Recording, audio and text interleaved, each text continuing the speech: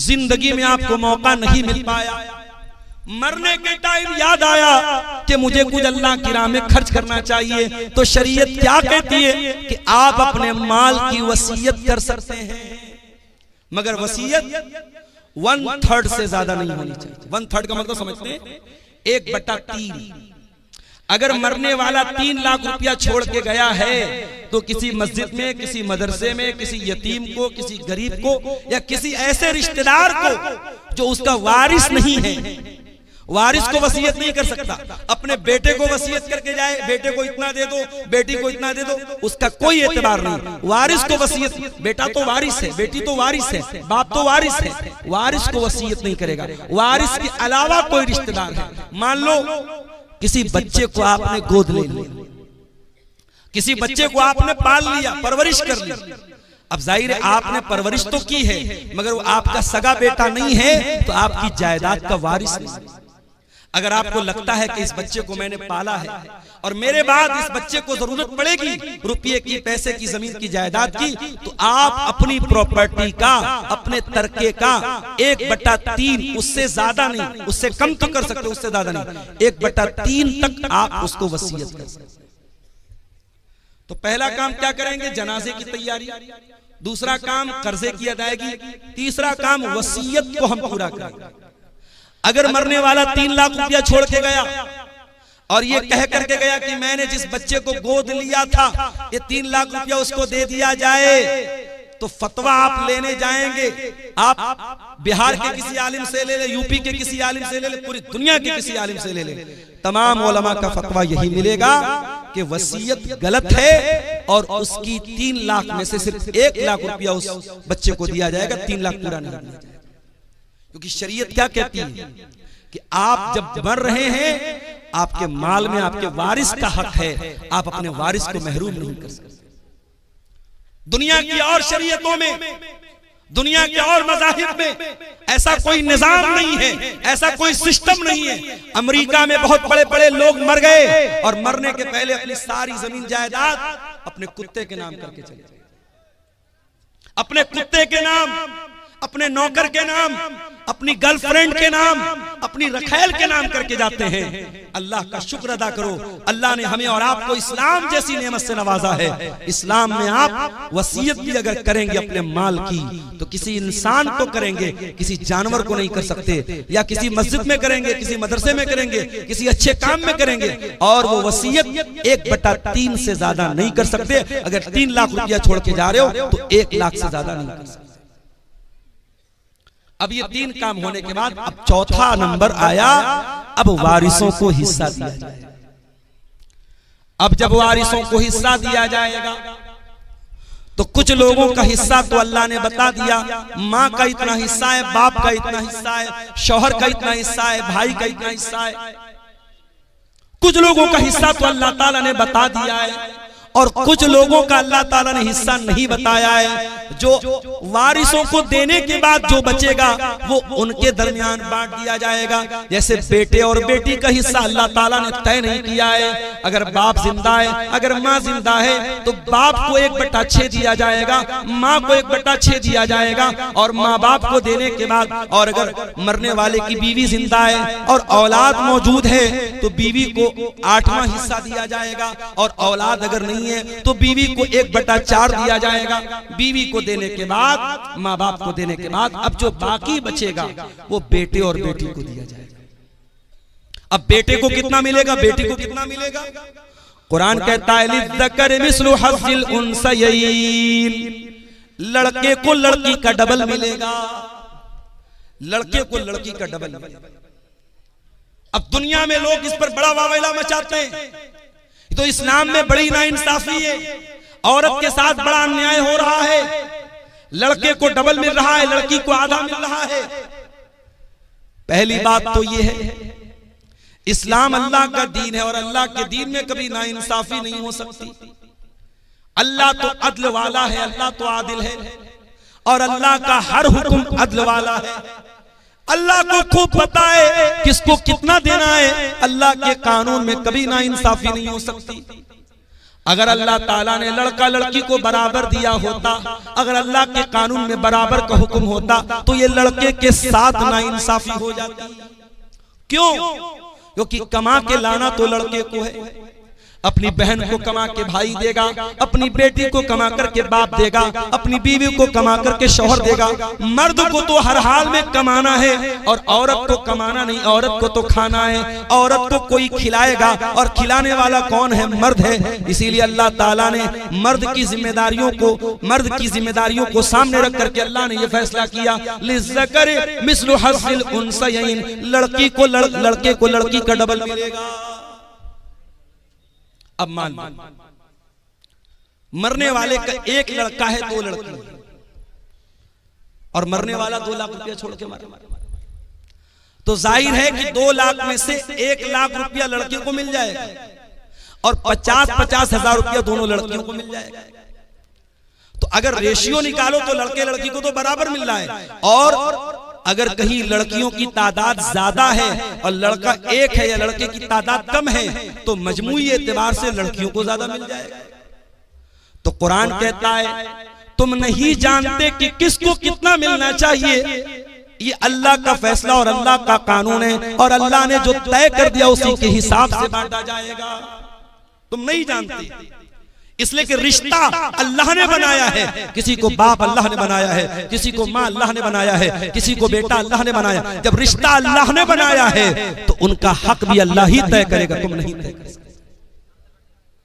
हमारे यहाँ क्या हो रहा है, बाप मर गया, भाइयों ने बैठ करके जमीन जायदाद का बंटवारा कर दिया, बहन को फूटी कौड़ी नहीं मिली, बहन को 1 पैसा नहीं मिला। बहन आई, भाई आपने बाप की जायदाद का बंटवारा किया, मुझे क्यों नहीं दिया? भाइयों ने धमकी दी। मैं शेरशाबादी माहौल नहीं जानता, मैं कटिहार का माहौल, मैं बनारस की बात कर रहा हूं, अपने माहौल की बात कर रहा हूं। भाइयों ने धमकी दी, अगर तू अपना हिस्सा ले लेगी, आज के बाद हमसे रिश्ता मत रखना, हमसे कोई ताल्लुक मत रखना। अगर हमने अपने बाप की प्रॉपर्टी में से तुझको हक दे दिया तो आज से रिश्ता खत्म। बहन बेचारी सोचती है भाई से रिश्ता खत्म करना बड़ा महंगा सौदा है, भाई और भतीजे की मोहब्बत भी दिल में होती है। बहन कहती भैया जो है आप रख लीजिए, मुझे कोई जमीन जायदाद नहीं चाहिए। इस तरीके से ब्लैकमेल किया जाता है और प्रेशराइज किया जाता है और दबाव डाला जाता है बहनों के ऊपर, और बहनें मजबूरी में आकर के अपना हिस्सा अपने भाई को लिख लेती। और ये काम कौन कर रहा है? ये 5 टाइम का नमाजी कर रहा है, चेहरे पर भरपूर शरई दाढ़ी रखने वाला और माथे पर सजदे का निशान सजाने वाला, अपने आप को मुत्तकी कहने वाला, अपने आप को परहेजगार कहने वाला भी ये काम कर रहा है। ओ लोगों, अल्लाह को क्या हिसाब दोगे जब अल्लाह का कानून ये कह रहा है कि आपके वालिद के इंतकाल के बाद आपके बाप की प्रॉपर्टी में आपका हिस्सा है और आपकी बहन का भी हिस्सा है। वो कौन सा कानून है, वो कौन सा इंसाफ है जिसकी वजह से आपने अपनी बहन को उसका हक नहीं दिया? जरा ईमान से बताओ, जरा अपने दिल पर हाथ रख करके बताओ मेरे भाई। और ये भी याद रखिए, इस्लाम का जो निजाम मीरास है ये कोई बाई चॉइस नहीं है कि अमल कर लो तो अच्छी बात है और अगर अमल नहीं करोगे तो कोई हर्ज की बात नहीं है। अल्लाह ने जब मीरास का कानून बयान किया तो क्या फरमाया? तिल्का हुदूदुल्लाह, ऐ मेरे बंदो, ये अल्लाह ताला का बनाया हुआ कानून है। वमन युतिल्लाह व रसूलहु युदखिलहु जन्नातिन तजरी मिन तातिहल अनहारु खालिदीन फीहा अबदा। जो अल्लाह की बात मानेगा, जो रसूल की बात मानेगा, जो अल्लाह के कानून पर चलेगा, अल्लाह उसको जन्नत में डालेगा जहां जन्नत में हमेशा हमेशा रहेगा।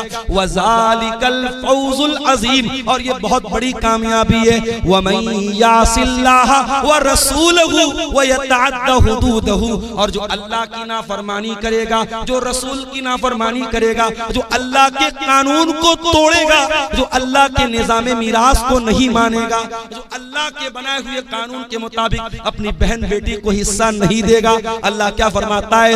युदखिलहु नारन खालिदन फीहा, अल्लाह उसको जहन्नम के अंदर डालेगा और जहन्नम में बहुत लंबे टाइम तक वो रहेगा। वलहु अज़ाबुम मुहीन, और उसको जलील करने वाला अज़ाब दिया जाएगा। जहन्नम की आग, मेरे भाई हम सोच भी नहीं सकते।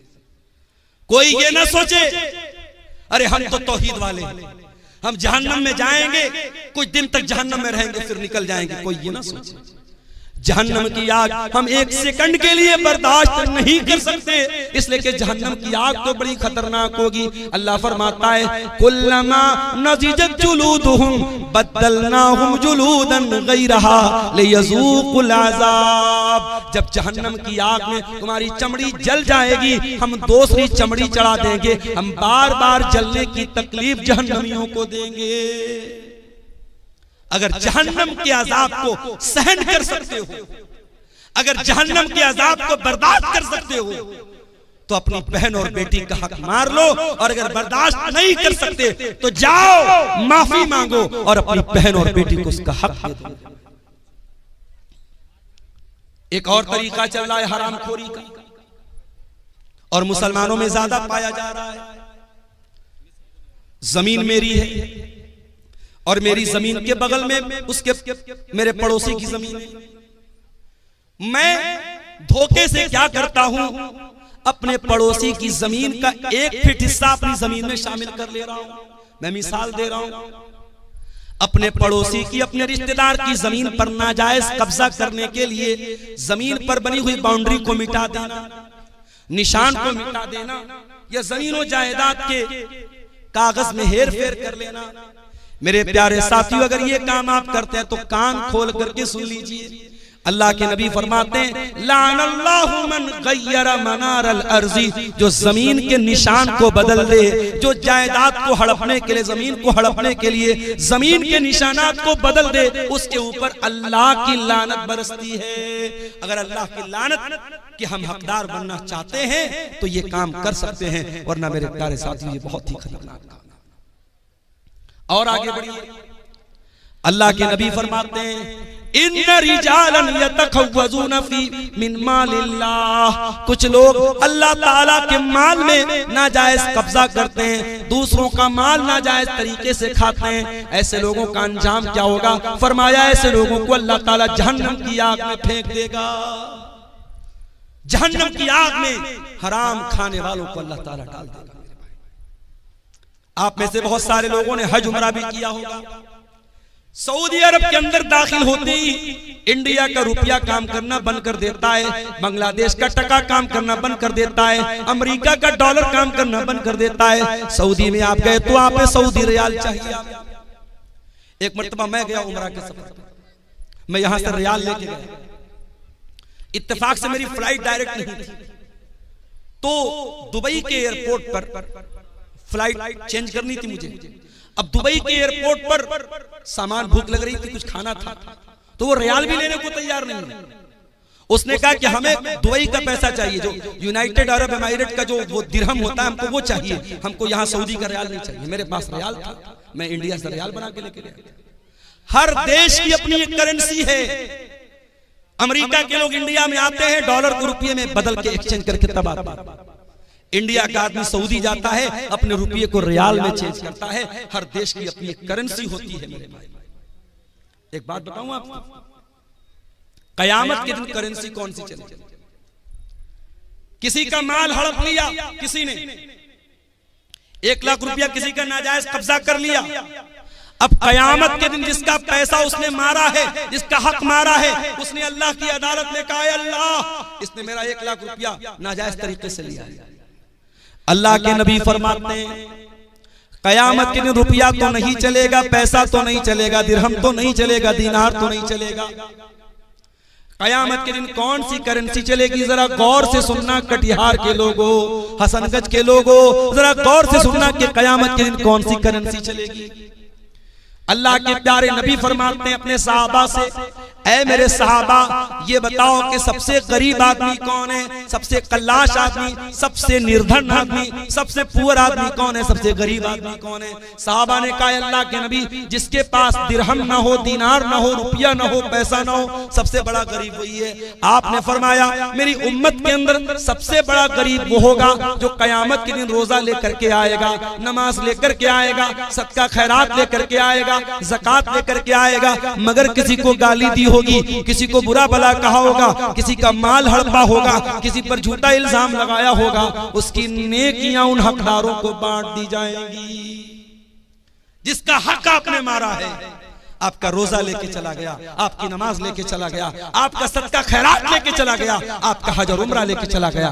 और अल्लाह के नबी फरमाते हैं फ़इन फ़नियत हसनातुहु, अगर उसकी नेकियां खत्म हो जाएंगी और फिर भी कुछ हकदार लोग लाइन में खड़े होंगे, अल्लाह ताला उन हकदारों के गुनाह इसके ऊपर लाद देगा। अल्लाह, हम लोग तो बड़ा खुश है साहब, हमने तो बड़ा दान दिया है मदरसों में, बड़ा जलसों में दान दिया है, बड़ा हज और उम्रा किया है। कयामत के दिन अगर हुकूकुल इबाद में कोताही की है, अगर किसी का हक मारा है, कयामत के दिन ये दान, ये चंदा, ये रुपया, ये पैसा जो अल्लाह की राह में हमने दिया है, सब बर्बाद हो जाएगा अगर हमने हुकूकुल इबाद में कोताही की।